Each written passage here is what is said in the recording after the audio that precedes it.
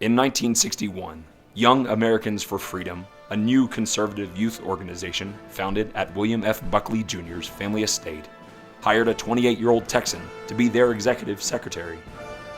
This young man went on to become a pioneer in alternative media and direct, targeted messaging. These strategic innovations were key to helping conservatives capture the White House in 1980. But over the last 20 years, many advocates of liberty began to wonder if the era of limited government was over. Then, the left pushed our country too far down the path towards socialism too quickly, and the nation awoke. On January 29, 2010, that young man from Texas had a message for us. Hi. Where you been? Been waiting for you. Literally, I've been waiting for you. For 50 years. I've been waiting for you.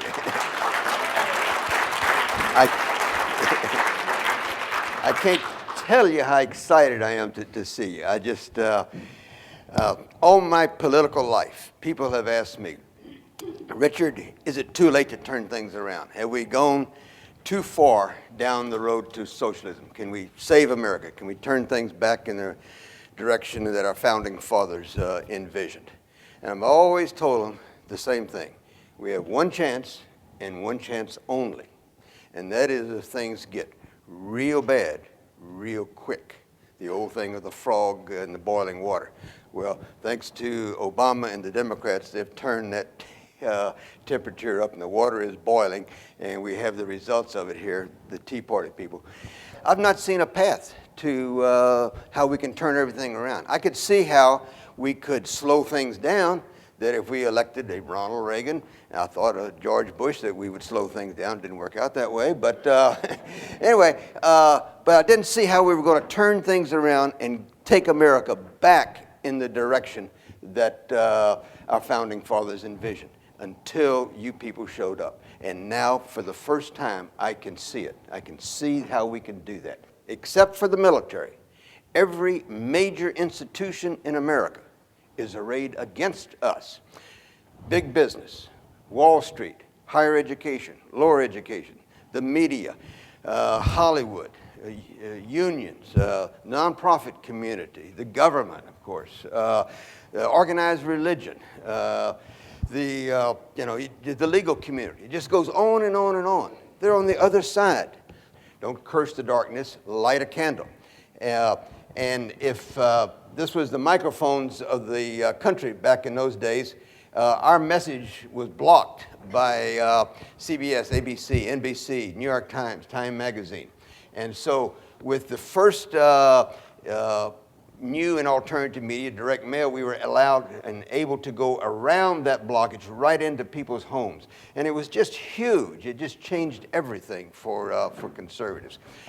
In those days, Walter Cronkite could go to his CBS office, put down his coffee cup, pick up his New York Times, and he alone had decided an hour later what was the news that America was going to be told was important that day, along with his colleagues at ABC and NBC.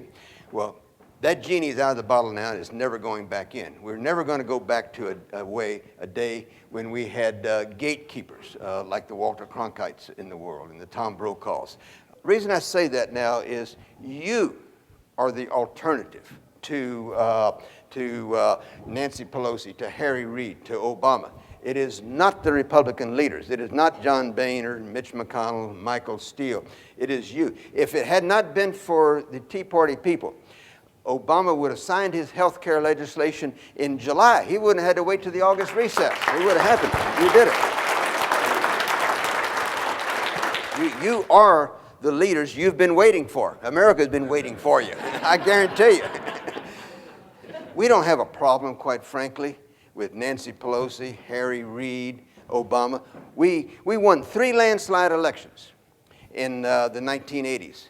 with serious opposition from the Democrats, the unions, lots of money out there and all. The problem was the Republicans. The Republicans is the reason that we lost the majority in Congress in '06 and more losses in '08 in the White House in '08.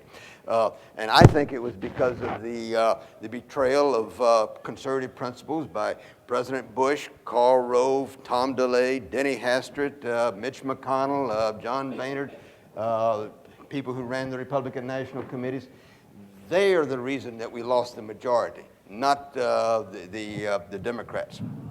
I can almost envision maybe in February 2001, a meeting in Karl Rove's office, Republican leaders, and they're strategizing. How can we develop a strategy, an idea so that Republicans can govern for a generation or two? And they kick ideas back and forth around, and finally somebody says, hey, I've got an idea. What about bribery? The voters have got the money, the votes, we've got the money, let's bribe them. And that was it. They were off to the races, and we saw that with the seniors' prescription drug benefit. Florida was awash in federal money in 2002, 2003, and the farmers and the steel workers, and it just went on and on and on. The number one need going forward is for new leadership, and mostly younger, new, principled conservative leadership. I think of the conservatives sort of like the biblical Jews who had to wander through the desert for 40 years until that generation of failed or flawed leadership had passed from the scene. And we're, as conservatives, are not going to get to the political promised land with the Republican leadership that we have now. America is not going to follow this Republican leadership into the political promised land. They're sick and tired of him. They fired him in '06 and in '08, And today, the Republican Party is extremely unpopular. And so I think that we have to think in terms of new leadership. Too many of these Republican politicians remind me of someone who campaign for office. And it doesn't have to be for Congress or the Senate. It can be, you've seen it at your state level, perhaps even at the city level. They say, send me to the state capitol, send me to Washington, and I'll clean up that cesspool. And say, well, that sounds like a good idea, let's do it. And so they go to the state capitol, they go to Washington, D.C., and then a few years later we hear back from them. Big mistake, I'm sorry. I found out I made a mistake. It was not a cesspool. It's a hot tub,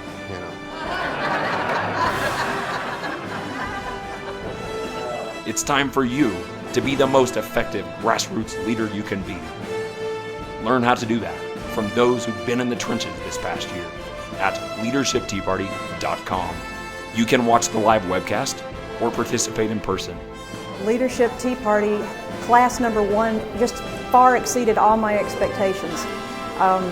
We've been working since last March to try to grow our Tea Party group, and starting with having no knowledge whatsoever about politics in general and not much in the way of organization skills.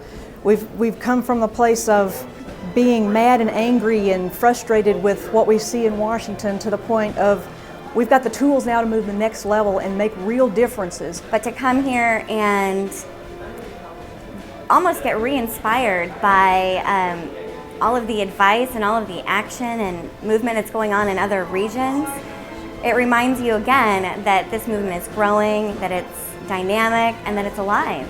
As a longtime operative, I learned things on how to talk to non-political people and people that need to be involved in this movement, that are different, learned how to share ideas and be effective.